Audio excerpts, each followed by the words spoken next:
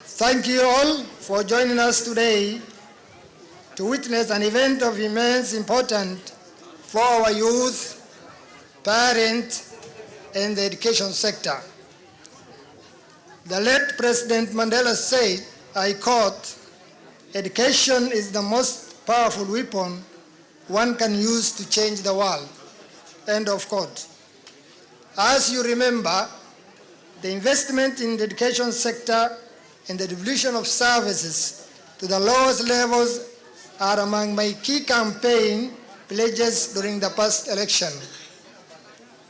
Our gathering here speaks to the two agendas. Launching Elimu kwa Wote initiative in Mandera North Sub-County is therefore a deliberate and a pointer to the direction my administration will be taking. Moving decision-making and resources from the center to the periphery. To achieve this objective, we shall launch future county initiatives and programs in other sub-counties. Today's event marked the official launch of the 2022-2023 Mandera County Bursary Fund of Kenya shillings, 350 million Kenya shillings. The Bursary Fund will be primarily cover the secondary school fees for all the students in the 59 government secondary schools in Mandera County. This initiative will benefit over 22,000 students in our county and provide relief to thousands of families struggling due to poverty and impact of prolonged droughts. Ladies and gentlemen, Elimu kwa Wote initiative will also allocate resources to the Wards Fund to support students from Mandera County studying in other counties. The beneficiaries will include students in the government secondary schools, public colleges, and universities. This support will complement the national government CDF bursary schemes. In addition, we are currently exploring an effective and efficient joint online application process to reduce duplication of bursary awards. I request the support of all the elected leaders, bursary committee members, national government CDF committees, and managers to ensure the success of this initiative. I thank our head teachers for their support thus far and request their continuous support for this initiative to the very way possible. Undoubtedly, you are on the front line and fully aware of the challenges your students and their parents are faced in paying school fees. This initiative will significantly reduce the burden on parents and provide necessary resources for our schools to provide quality education. Moreover, my government will continue to support girls' affirmative action programs started in 2019 by the previous administration. Ladies and gentlemen, Elimu kwa Wote initiative will ensure that our girls who are in Uskad University in Turkey complete their studies and successfully return home to contribute to the development of their home county and country. In addition to national government CDF and the county bursaries, the foundations and corporate entities such as Jomo Kenyatta Foundation, Safaricom Foundation, Kenya Commercial Bank Group, and the Equity Bank also supported bright students from our county. This organization currently supports nearly over 1,000 students, and we are very grateful. I request this organization to expand their scholarship opportunities for our students to free up resources for the drought-related interventions and long-term resilient building work. As you are aware, the 5 rainy season failure has decimated our livestock, the main livelihood of our people. We have lost over 11 billion worth 11 Kenya shillings, 11 billion worth of animals due to the drought, pushing our impoverished communities into a destitution. The education sector is one of the most affected sectors by the drought. Parents who will have otherwise sell their livestock to pay their children's school fees have lost their livestock, leaving many of them with huge debt they incur in buying animals' feeds. Ladies and gentlemen, without this initiative, our assessment shows that the education sector will collapse. As a result, thousands of children already disadvantaged by inadequate teachers and the school closure during the COVID-19 pandemic will have fallen further behind their peers in the rest of the country. It is therefore the right and sensible intervention for my government to impact on to forestall the disastrous outcome.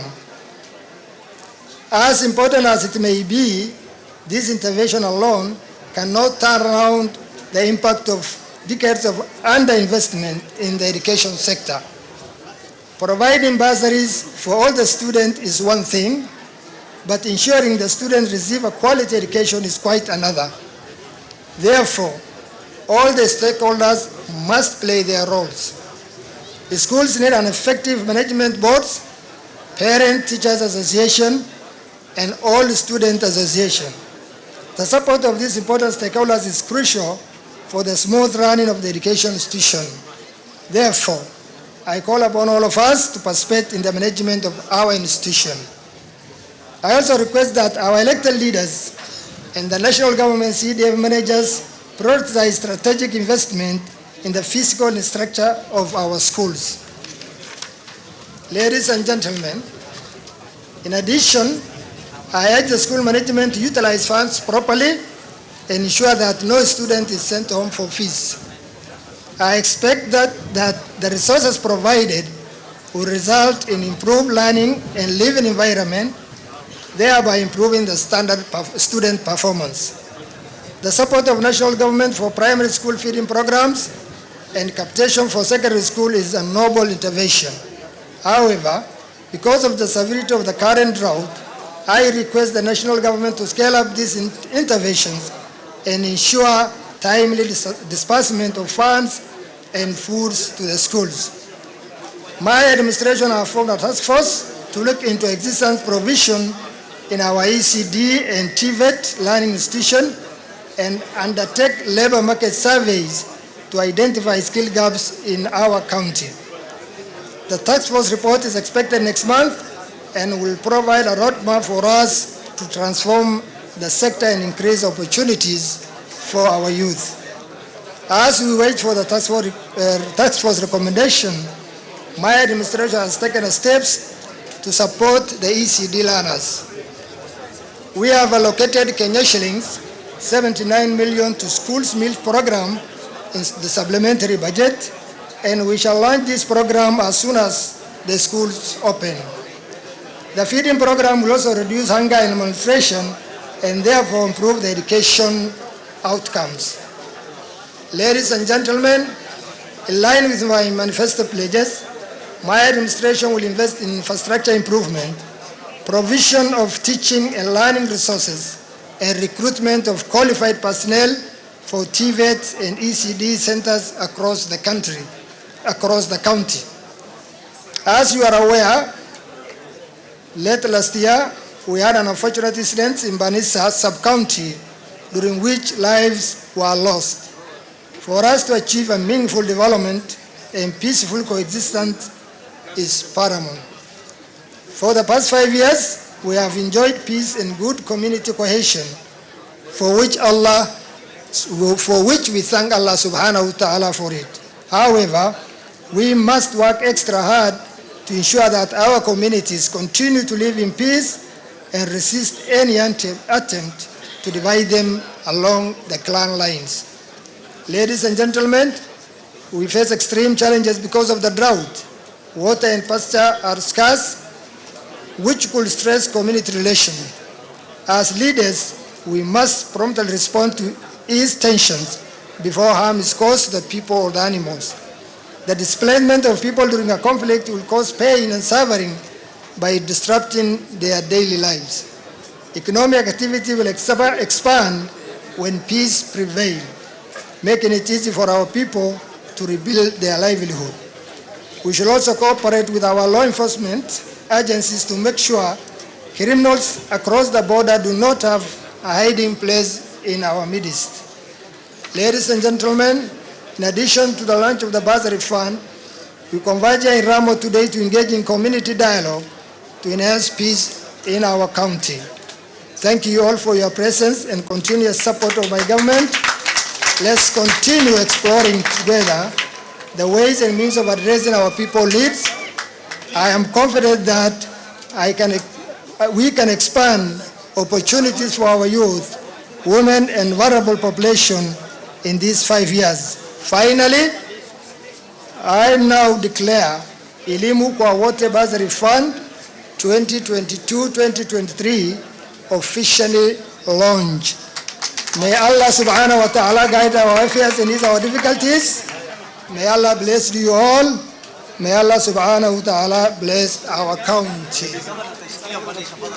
Ni katika jimbo letu la Mandera. Wananchi makofi. Saaf kawe. Bismillah. Saaf kawe. Saaf kawe. Saaf. Hii check ni ya Sheikh Ali High School 2,265,600,000 na list ya wanafunzi wa form 2 mpaka form 4 wako wamekuwa attached. This is 20% of the 50%. Sawa sawa. Kwa sababu tarehe 23 wewe chukua mtoto yako, patie uniform, aende shule siku ya kwanza na mwalimu atafanya admission. Sawa sawa. Check waka soma au idat kireramo shegali cheko dau wanu dimea haya.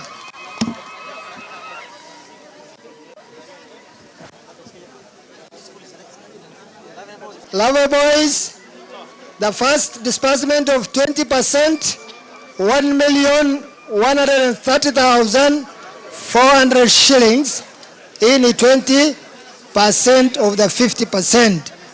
Mheshimiwa Lafe, pigia wazee simu, tarehe ikifika watoto ni wapi? Korbe zaendelee na kukula nyasi, sawa sawa? Moi Girls are one of our national school in Mandera County. The 20% of the 50% of Moi Girls is 4,433,040 shillings. Kwa sababu wanafunzi wa Moi Girls mujipange, muripoti siku ya kwanza. Thank you, Excellency.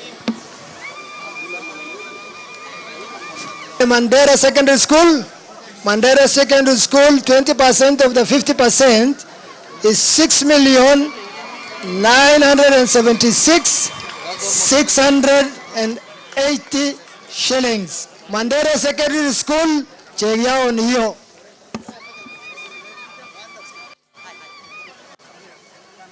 Elwak Secondary School, 20% of the 50 is 1,641,600 Kenya shillings. Watu Elwak, muko hapo.